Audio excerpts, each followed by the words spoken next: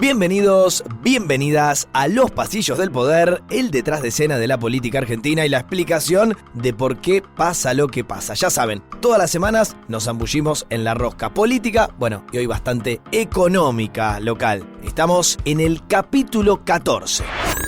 Lo primero, más actual y quizás más importante que hay que contar esta semana está en el título de este espacio. Los dólares del colchón afuera. Tengo todos los detalles del plan de reparación histórica de los ahorros de los argentinos que finalmente terminó anunciando el gobierno. Además, las necesarias conclusiones políticas de las elecciones en la ciudad de Buenos Aires y cómo sigue la rosca para entender si la Libertad Avanza y el PRO, pero también Cristina y Axel Kicillof van juntos o separados. Y hablando del modo electoral de Argentina, ¿qué está pasando con la participación de la gente? ¿Por qué cada vez más personas deciden no ir al cuarto oscuro? Y por último, entre otras cosas por supuesto, ¿cuál es el plan de la oposición para complicar al oficialismo en el Congreso particularmente? Si están listos, empezamos.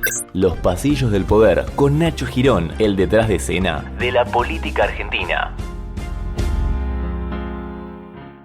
La gran novedad de la semana es el plan de reparación histórica de los ahorros de los argentinos que finalmente anunció el gobierno y que se va a desarrollar en dos etapas. El encargado de comunicar los detalles del decreto fue el vocero Manuel Adorni, gran ganador de las elecciones porteñas. En un rato desarrollamos, que estuvo acompañado por el equipo del Palacio de Hacienda, que por supuesto tiene como su líder al ministro de Economía, Luis Toto Caputo, al titular de Arca, Juan Paso, y también estuvo el titular del Banco Central, Santiago Bausili. Lo primero que se dijo es que la Argentina, al menos esta es la visión libertaria, es uno de los países donde más se criminalizó al ahorro, y esto se lo achacó el oficialismo a una serie histórica de desmanejos, así lo dijeron, por parte de la dirigencia, que hizo que ganar plata en nuestro país estuviera mal visto y que fuera hasta peligroso. Estas fueron las principales frases del vocero presidencial. Por eso el presidente Javier Milei instruyó al equipo económico a implementar lo que hemos llamado el plan de reparación histórica de los ahorros de los argentinos. Tenemos que hacer un cambio de chip para que el Estado respete una verdad elemental. Tus dólares, tu decisión. O sea, lo tuyo es tuyo y no es del Estado. Lo tuyo es tuyo y podés gastarlo y usarlo como quieras, sin tener que andar demostrando a cada rato de dónde lo sacaste. Los argentinos vuelven a ser inocentes hasta que Arca demuestre lo contrario.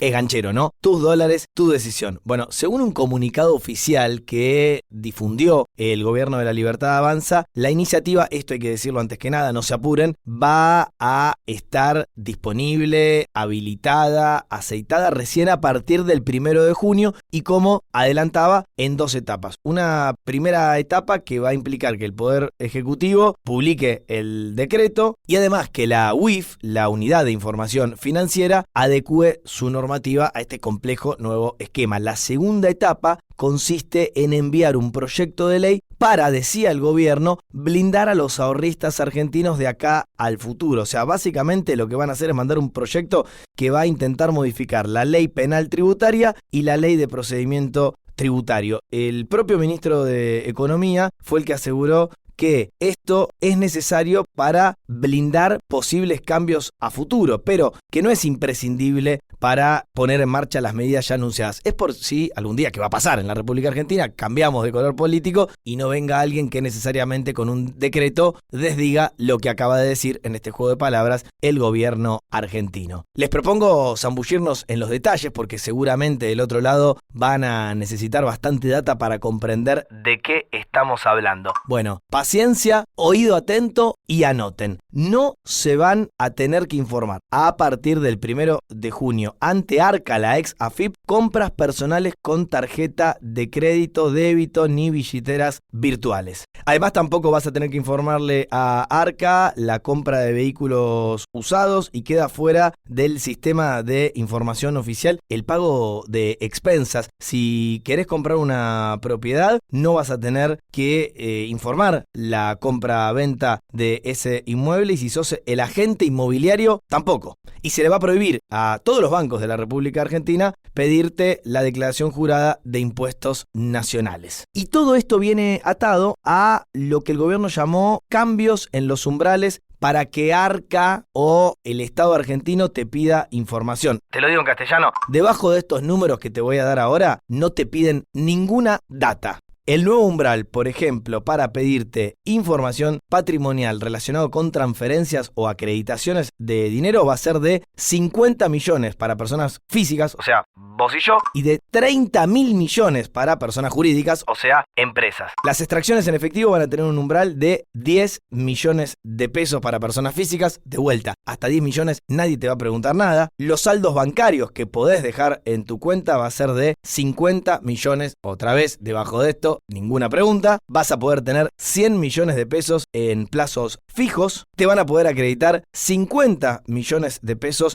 por transferencias o acreditaciones en billeteras virtuales sin que nadie te pida ningún pormenor. Vas a poder tener hasta 100 millones de pesos en sociedades de bolsa y vas a poder hacer compras de hasta 10 millones de pesos sin, de nuevo, y hasta el hartazgo, que nadie te requiera información adicional. Esto, por supuesto, ya aparece en una primera lectura general bastante osado, pero he leído a más de un especialista, cito a alguien que aquí hemos traído en varias oportunidades, como Antonio Toni Aracre, que escribió en su cuenta de X que los umbrales nuevos siguen siendo bajos. ¿Por qué dice esto? Bueno, dice que son bajos para tener el potencial de dinamizar la venta de inmuebles, por ejemplo, con los dólares que estén debajo del colchón. A este especialista le generaba cierto escepticismo sobre el potencial impacto en la economía real de la medida, pero es verdad que si sos un ser humano común y corriente, de a pie, como quien está liderando este podcast, ya ver estos números tan grandes y entender que nada de eso lo vas a tener que informar a la AFIP parece un cambio bastante revolucionario, y vamos a admitir alguno de esos topes, por ejemplo, a la hora de mover dinero para pagar un departamento de 3 ambientes en alguna ciudad importante de la República Argentina, parecían bastante bajos, ¿no? Te empezaban a molestar prácticamente por cualquier cosa. Bueno, ahora ese umbral, como lo llama el gobierno, cambió y bastante. No me quiero poner técnico, pero también el gobierno anunció un régimen simplificado de impuesto a las ganancias. A partir del 1 de julio, no junio, los ciudadanos van a poder adherir a este régimen simplificado. No se va a requerir más información sobre consumos y patrimonio, de eso olvídate, y los consumos personales no van a pasar más por el Arca. De hecho, a los vendedores se les va a reducir la carga de información que tienen que compartir. ¿Por qué? Bueno, porque Arca, la ex AFIP de vuelta, va a poner foco en la facturación y en los gastos deducibles, esos que te contás a tu favor para pagar menos impuesto a las ganancias, no en los consumos personales de consumidores finales ni en la variación patrimonial que podamos tener de año a año. Sí, ya sé, es un montón de data con la que empecé esta edición de Los Pasillos del Poder, pero claramente es el tema de la semana sobre el que vamos a ir profundizando a medida que conozcamos las resoluciones oficiales. Para no aburrirte tanto, quiero ponerte algo que tu oído va a agradecer, porque durante el anuncio de Adorni y sobre todo Toto Caputo, hubo un cruce del ministro de Economía con un periodista del Destape que lo señaló por tener dólares él mismo debajo del colchón. A ver. La última pregunta de todos es si el gabinete o los ministros del gabinete van a dar un ejemplo y van a traer el dinero del exterior o van a usar sus dólares abajo del colchón. Sé que es uno de los casos del ministro Luis Caputo. Quería saber si esta Argentina de Milei, un ministro que tiene dólares abajo del colchón, los usaría en este régimen, en este gobierno. Porque estás diciendo un nivel de disparate. A ver. O sea, ¿de qué estás hablando? No, hablo de... No tiene que ver con... ¿Vos decís que yo tengo dólares abajo del colchón? No, hablo del gabinete. No seas irrespetuoso, entonces. No, hablo de... A ver, sí... No seas irrespetuoso. Porque sí a ver, no te pases de listo. No, lo que estás haciendo es una falta de respeto. Le quiero que consultar. Según su declaración jurada... No estás consultando. Hiciste una afirmación que es una falta de respeto. Estoy tratando de contestar lo que vos acabás de hacer. Vos acabás de decir que yo tenía dólares debajo del colchón. Eso es una falta de respeto total. O sea que rectificate en este instante. Por supuesto que no sería seria esta edición de Los Pasillos del Poder si no nos preguntamos por los posibles delitos. Cualquiera puede blanquear dinero negro y la justicia no te va a hacer nada. Bueno, a esto se tuvo que referir Manuel Adorni y prometió lo siguiente. Vamos a destinar los recursos debidamente para combatir a quienes sí cometan delitos, para castigarlos con todo el peso de la ley. Precisamente porque en nuestro gobierno el que las hace las paga. Esto es lo que se dice de manera oficial, pero es verdad que necesitamos más detalles para entender si los que sacan dólares del colchón son personas quizás que tienen otros problemas con la ley diferentes a los que podemos llegar a tener nosotros. La gran duda de todos los especialistas en tributación en la República Argentina es, yo creo que sigue siendo, está bien utilizado el tiempo verbal, si el gobierno argentino está hablando con alguien relevante a nivel internacional, cosa que no nos pongan en alguna lista negra que nos complique a futuro. Bueno, esta semana pude ser el moderador principal del evento anual de AmCham, la Cámara de Comercio de Estados Unidos en la República Argentina. Fue todo el círculo rojo y ahí pude tener una charla mano a mano con el ministro de Justicia, Mariano Cunio Libarona. Le pregunté, lo tenía que hacer, sobre qué piensa alrededor de las nuevas medidas el llamado Grupo de Acción Financiera Internacional, una organización intergubernamental que desde hace muchísimos años es el que marca los estándares internacionales para combatir el lavado de dinero o la financiación del terrorismo o incluso la financiación de la proliferación de armas de destrucción masiva. Esto me decía Cunio Libarona. ¿Estás en contacto con Gafi o alguien que pueda dejar tranquilos a los que sospechan de este tema? Obviamente no se está hace más de un mes estudiando el mecanismo para que sea legítimo y para que de ninguna manera controvierta las normas Gafi, normas OCDE, etcétera, etcétera. Nosotros estamos insertándonos en el mundo. Elegimos todos los ministros, seguimos al presidente en cada vez que viajamos en tratar de conseguir inversiones que nos crean, que demos confianza. Y obviamente, ya van a ver, no es un sistema improvisado, va a ser un sistema limitado y conforme a la ley. Nunca vas a ver de este gobierno un dolo de dictar algo contra la ley. Ya que estamos hablando de economía y por supuesto vamos a seguir profundizando en todos estos aspectos que les adelanté en los pasillos del poder, justo tenemos las nuevas estadísticas de la actividad económica. En marzo, según el INDEC, en comparación con febrero, la actividad económica tuvo una caída del 1,8%, pero hay que decir que creció 5,6% de forma interanual. Hay que tener en cuenta que el punto de comparación, es decir, el año 2024, tuvo un nivel de actividad realmente bajo debido en buena parte a esos ajustes de política económica que había implementado el gobierno nacional, que estaba dando sus primeros pasos. Hay que recordar que en diciembre de 2023 tuvimos una devaluación de 118%, lo que había disparado la inflación durante meses y eso había afectado todos los números de la economía. Bueno, hay 10 actividades económicas que lograron una recuperación en comparación al tercer mes del año pasado, año contra año, entre los que se destacan la intermediación financiera, 29,3% de repunte, y construcción con un 9,9% de repunte. La actividad de comercio mayorista, minorista y reparaciones, atención, subió 9,3% interanual y fue la de mayor incidencia positiva en la variación. Pero hay que destacar 5 sectores de actividad económica que registraron caídas en la comparación interanual, entre los que yo destaco al menos electricidad, gas y agua, quedó en menos 4,3%, y hoteles y restaurante, que quedó en menos 3,6%.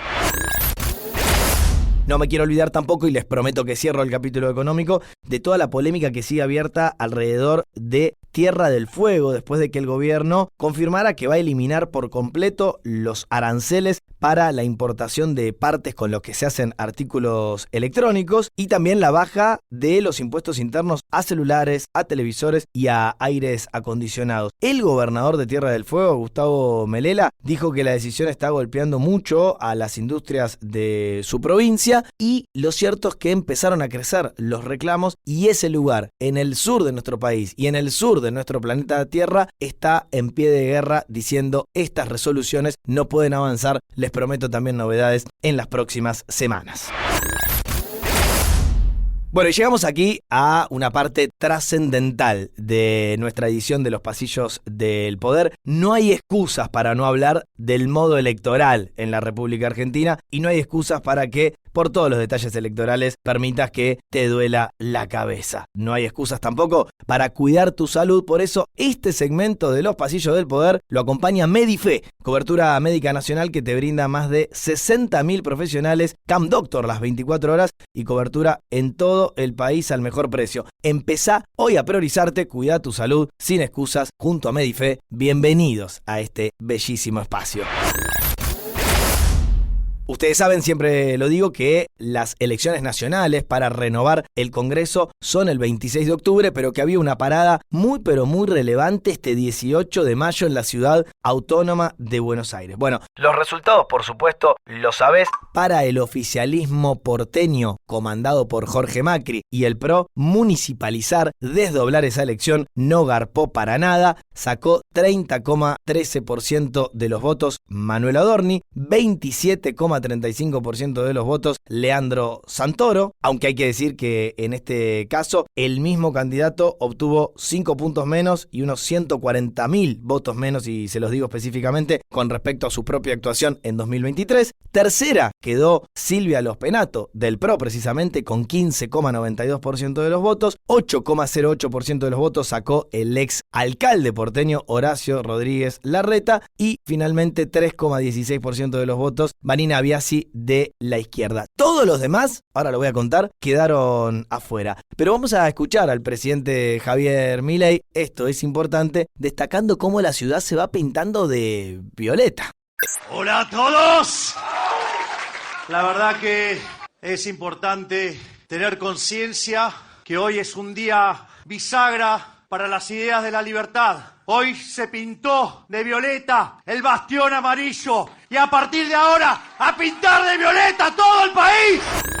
Pero mientras Javier Milei festejaba de esta manera, el vocero Manuel Adorni fue un poco más medido, se puso de acuerdo con qué tenía que decir, tanto con Javier Milei como con Karina Milei y Santiago Caputo, el triángulo de hierro, y llamó a cualquier dirigente que quiera integrar su espacio político a que lo haga sin demorar demasiado. La sociedad comprende que definitivamente somos el mejor instrumento para terminar de una vez y para siempre con el kirchnerismo, que no ha sido más que una enorme tragedia para la República Argentina. Así que invitamos a todos, absolutamente a todos, los que quieran apoyar este proyecto, apoyar un cambio en serio en el país, dejar los egoísmos de lado, dejar los personalismos de lado, dejar las mezquindades y sumarse a esto que se llama La Libertad Avanza y que es el instrumento, repito, que ha elegido la sociedad para cambiar esto. Ahí escuchaste a un Adorni conciliador, pero en las horas siguientes escuchamos a un Milei bastante combativo. De hecho, le dijo a Mauricio Macri, quizás el gran perdedor de las elecciones, frases como esta. No, yo no, digamos, algunas cosas... Por las cosas que se dijeron, ¿no? No, digo, las cosas graves las dijo él, yo no dije nada grave sobre él. Yo lo único que hago es, si usted me pega, digamos, yo me voy a defender. O sea, yo creo en el principio de una agresión. Eso no quiere decir que yo sea un pelotudo que me deje pegarse, digamos, sin respuesta. Si usted me agrede, yo, digo, me voy a defender. ¿Lo van a invitar a Macri a hacer un acuerdo para la provincia de Buenos Aires? Digo, ese acuerdo está avanzando independientemente de Macri. Eso está avanzado independientemente de Macri. Digo, ¿o acaso ignoran las fotos en las que estaba mi hermana, Sebastián Pareja, Lule Menem, digamos, Cristian Ritondo, el Colo Santilli y José Luis Espert? Digo, ¿qué, no las vieron las fotos? Esto va más allá de Macri. Usted insiste con un acuerdo de dirigentes. Sí, obviamente, claro. Y digamos, lo que pasa es que, bueno, quizás Macri deba entender que su momento pasó. Sí, escuchaste bien, su momento ya pasó, le tiró el actual presidente al expresidente de los argentinos. Tuvo necesariamente esa persona, Mauricio Macri, que admitir errores. Se puede ganar siempre, ¿no? 11 elecciones seguidas son muchas. La segunda fue que propusimos adelantar la elección para generar un debate sobre cómo cuidar lo logrado en la ciudad y cómo ir hacia adelante, y resultó ser un error, porque la agenda el presidente logró derivarla exitosamente a un plebiscito nacional sobre su política económica. Tanto que teníamos un candidato que, como pensaba que ganaba, no quería ni hablar, que era Santoro. El candidato del presidente, que hablaba de cuánto valían los celulares y los televisores y que había que bajar la inflación, y quedamos encima, que ellos ayudaron a convencerlo a Larreta a hacer esta traición final a su partido, debatiendo con Larreta, una cosa rarísima lo que pasó. Bueno, marcado todo esto, yo quiero decirles que el gobierno está siendo muy efectivo a la hora de consolidar su 30% de núcleo duro, que es el porcentaje que lo acompañó en las elecciones nacionales, que lo llevaron, por supuesto, a tener la posibilidad de jugar el balotaje y efectivamente después ganarlo. ¿Cuánto sacó Milei en aquel momento? 29,29% de los votos. ¿Cuánto saca Manuel Adorni en Cava ahora, en este mayo de 2025? También 30% de los votos. Le alcanzó con esa cantidad para generar la primera derrota del PRO en Cava en 20 años y la primera derrota de un oficialismo en lo que va de este 2025. Por supuesto que a la Libertad Avanza lo ayudó mucho la dispersión que había en la ciudad de Buenos Aires, porque recuerden que se presentaban 17 listas. Bueno, 12 de esos 17 candidatos quedaron afuera de todo, es decir, no entraron a la legislatura. Esto quiere decir que Ramiro Marra, un desprendimiento de los libertarios, se queda fuera. También se queda fuera Alejandro Kim y Juan Manuel Abal Medina del peronismo, o Caruso Lombardi, o Paula Oliveto, o Lula Levy, cercana a Martín Lustó. Todos esos no tienen representación. Cuando juntás los votos, bueno, tienen entre todos el 13,4% del electorado. Pero el dato dramático, que quizá pasó de largo entre tanto número, es que el voto en blanco tuvo 1,9% de los votos, y eso es el equivalente a 8 candidatos. ¿Sí? Entre 8 candidatos no llegan a juntar el voto en blanco en la capital federal. Te preguntarás entonces cómo queda la nueva legislatura. A partir de diciembre, Unión por la Patria va a tener 20 bancas, la Libertad Avanza sube a 13 bancas, el PRO se queda con 11 bancas, la UCR Revolución 5, Volvamos Buenos Aires, que es el larretismo, 3, Confianza Pública 2, el Frente de Izquierda 2, el MID 2, y hay otros bloques más chiquitos que se quedan con 2 bancas más. ¿Qué quiero contar con esto? No es marearte con los números. Te quiero contar que en la legislatura porteña, que tiene 60 legisladores, necesitas 31 para tener quórum. Bueno, recién te dije que el PRO tiene 11, o sea que piensen en todo lo que va a tener que negociar Jorge Macri para poder sacar una ley en Cava. Les prometo que en la próxima edición de Los Pasillos del Poder le voy a hacer doble clic a la baja participación electoral que está habiendo en la República Argentina. Pero tengo que marcar que en la capital votó apenas el 53,3% de los votos. Claro, en ese número estaban contados unos 600.000 extranjeros que en general no van a votar, y menos en una elección estrictamente local. Si descontás el voto de esos extranjeros que no fueron a votar, ponele que la participación, en vez de cerrar en un 53%, haya cerrado formalmente en un 60% en Cava. Bueno, igual está en línea con las otras provincias de la República Argentina que ya sufragaron y que tampoco pasaron el 60% de participación. Hablo de Chaco, Salta, Jujuy, San Luis y también la provincia de Santa Fe. En general, en números redondos, 4 de cada 10 argentinos que pueden ir a votar se quedan en su casa. Y por supuesto, pareciera que hay un sector importante, entonces cada vez más creciente de la ciudadanía, que tiene una suerte de desapego, no sabemos todavía si definitivo, pero duradero, con la dirigencia política. Juano Germano, por ejemplo, de la consultora Isonomía, dice que son desimplicados, personas que están viviendo y trabajando y remándola en nuestro país, pero pareciera que la política cada vez les importa menos. Para mí es un mensaje a tener en cuenta, tanto que lo voy a seguir desarrollando, como les decía, en próximas ediciones de este espacio. Al respecto, le pregunté a Guillermo Francos en el foro de AmCham de la Cámara de Comercio de Estados Unidos en la República Argentina cuál es la lectura oficial, y él me habló de cansancio electoral. Entre 4 y 5 argentinos no están queriendo votar. ¿Qué lee el oficialismo sobre esto? Yo creo que la gente está hastiada. La gente quiere elegir un gobierno que gobierne bien y que solucione los problemas que tiene la Argentina. Llevamos 40 años de democracia y no hemos sido capaces de hacer crecer el país. Bien. Y esto me parece que es una deuda que tiene la política con el conjunto de los argentinos. Y por eso el desgano, me parece. Che, hablando de Cava, hubo una polémica muy grande en las horas previas a votar por el uso de inteligencia artificial en principio para confundir al electorado. Le publicaron a Mauricio Macri un falso video de Mauricio Macri diciendo que bajaba su lista para apoyar a Manuel Adorni. Esto era mentira. Hay mucho revuelo con respecto a la utilización de la IA para elecciones, pero los libertarios, porque fueron ellos, la verdad, los que difundieron ese video, se ríen tanto en la cara del expresidente de la República Argentina que hasta volvieron a mofarse de él publicando este video, aclaro, también falso, donde decía Macri, falsamente de vuelta, cosas como esta. Queridos argentinos, quería felicitar a Manuel Adorni por la gran elección que ha hecho. Y me pone contento porque esto fue gracias a mi mensaje, a que pedí que se bajara la candidatura de Silvia Lospenato, porque había que frenar al kirchnerismo. Y así lo hicimos. Muchas gracias y hasta pronto.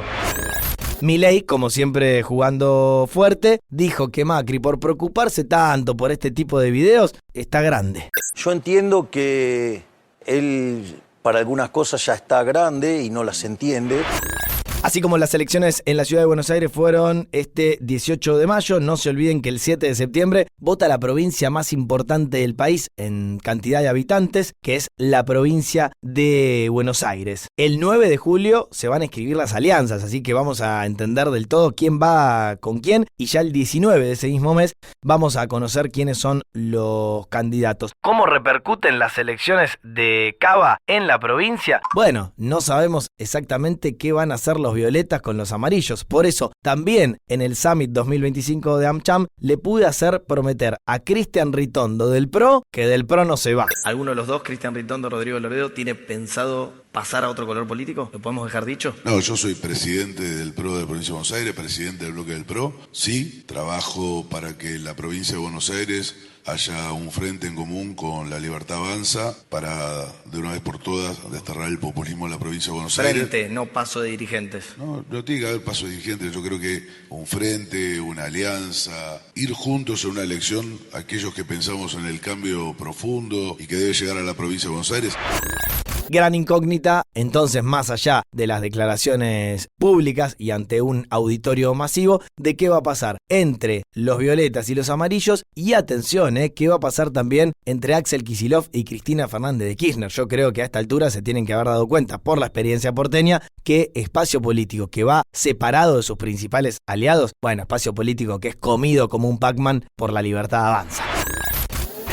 Y lo último que tengo para contarles gira alrededor de la agenda de la oposición para complicar a un oficialismo libertario que se siente fuerte, al menos en esta actualidad. Querían esta semana abrir una sesión en la Cámara de Diputados para votar finalmente las autoridades de la comisión que va a investigar el criptoescándalo Libra. Esto finalmente no sucedió y encima el gobierno autocerró la unidad autoinvestigadora que tenía que aportar datos sobre ese escándalo. Hoy sin respuesta, así que hay como una suerte de mamushka de controversias. Quería también la oposición abrir una nueva posibilidad de una moratoria en la República Argentina para que los que no tengan los aportes suficientes para jubilarse lo puedan hacer, instaurar un nuevo bono jubilatorio y además designar de una vez por todas los nuevos miembros para la Auditoría General de la Nación. Bueno, ¿qué pasó? Por más que la oposición quería, lo cierto es que no logró juntar las voluntades y ni siquiera hubo quórum para esa sesión, aunque en los próximos días la oposición, todos los que están enfrente a Javier Milei, van a intentar hasta agotarlo. De todas maneras, en esta charla que les dije tuve en estos días con el jefe de gabinete, Guillermo Franco dijo, no pasa nada, porque si se llega a aprobar alguna ley que no nos guste, el presidente la va a vetar. Bueno, por supuesto que sabemos que son las reglas de juego que tiene el sistema democrático, el sistema republicano, y tenemos que lidiar con eso, no nos queda otro remedio, pero también estamos convencidos que norma que se apruebe, que vaya contra alguno de los ejes básicos de nuestra política, el gobierno la va a vetar, el presidente la va a vetar, en esto ha sido muy claro. Así que después es cierto que hay recursos parlamentarios para insistir en una ley, pero se hace más complicado. Bueno, me está quedando un montón de data afuera porque el gobierno limitó el derecho a huelga de gran parte de los sindicatos porque amplió las actividades consideradas esenciales y esas actividades, por ejemplo, la de los docentes o la de los aeronáuticos van a tener que mantener un 75% de guardia aún y sobre todo en los días de paro. Y tengo otras polémicas que se generaron en estos últimos 7 días, pero la verdad que hoy el temario nos lo comió la economía y la posibilidad de sacar dólares debajo del colchón. Déjenme decir solo esto, porque acá nos dedicamos a la rosca y por supuesto la rosca política a mí me gusta. Pero recuerden que en estas últimas jornadas hubo inundaciones muy fuertes en la provincia de Buenos Aires, sobre todo, y de hecho hubo 4 muertos y hay una persona que sigue desaparecida. Hubo otro muerto, el 5º, en Córdoba. Después de la bajada del agua, recién ahora muchos pudieron volver a sus viviendas, aunque cerca de 1000 en todo el país están alojados en centros de emergencia. Cuando baja el agua en estos casos, el drama recién comienza porque el agua arrasa con todo lo que tiene a su paso, así que aunque nos dedicamos quizás a la rosca un poco más dura, no quería dejar de hacer este comentario para no olvidarnos de ellos, de los damnificados. Y así llegamos al final de otra edición de Los Pasillos del Poder, el detrás de escena de la política argentina y la explicación de por qué pasa lo que pasa. Si te gusta este resumen, no te olvides de recomendarnos, de seguirnos y de activar la campanita para escuchar todos nuestros capítulos. Gracias por acompañarnos y hasta la semana que viene.